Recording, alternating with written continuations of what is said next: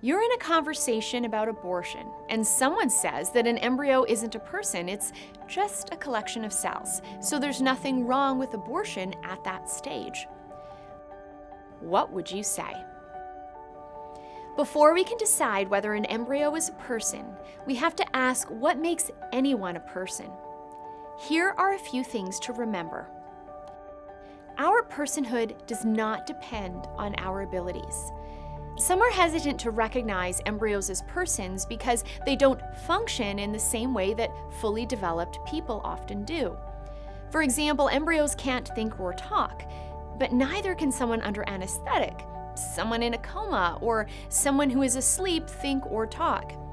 Newborns can't think or talk the way adults can. Are they still people? Even adults vary in their ability to think and to talk.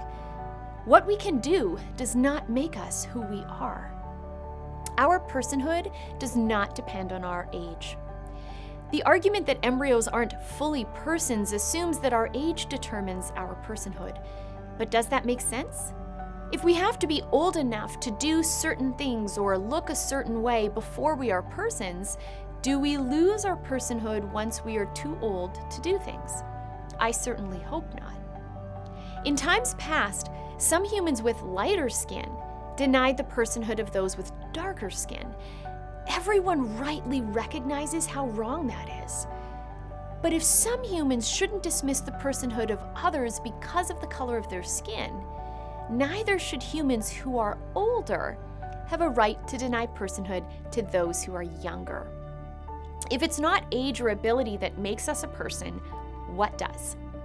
Our personhood comes from our nature. To determine what something is, it is helpful to consider its nature, not just its current abilities. It is the nature of birds to fly.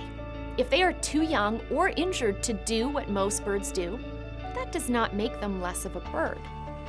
While neither an embryo, an infant, or a severely disabled person may be able to think or talk the way we can, the capacity to do so is part of their nature, even if that capacity is undeveloped or impaired. This is why we protect the offspring of endangered animals in the same way we protect their parents. As humans, our shared nature, regardless of our abilities, appearance, or age, gives us equal value. Bad things happen when we deny others' personhood based on their ability or appearance. Once we abandon the idea that humans have equal value based on their nature, we are left to the whims of a group in power. There was a time when women weren't considered persons. There was a time when African Americans weren't considered persons. There was a time when Jews weren't considered persons. We rightly condemn mistreatment based on sex, race, or ethnicity because we know that these do not determine our humanity. So it is with embryos. They may not have all the same abilities we do, but if they could speak, they would tell us, "I'm just like you, just a little younger." Let's review. Our personhood does not depend on our abilities, nor does it depend on our age.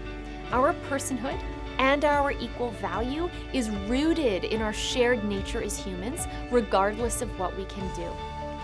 And if we decide people's value is based on what they look like or what they're capable of, that puts us in some pretty bad company. For What Would You Say? I'm Stephanie Gray.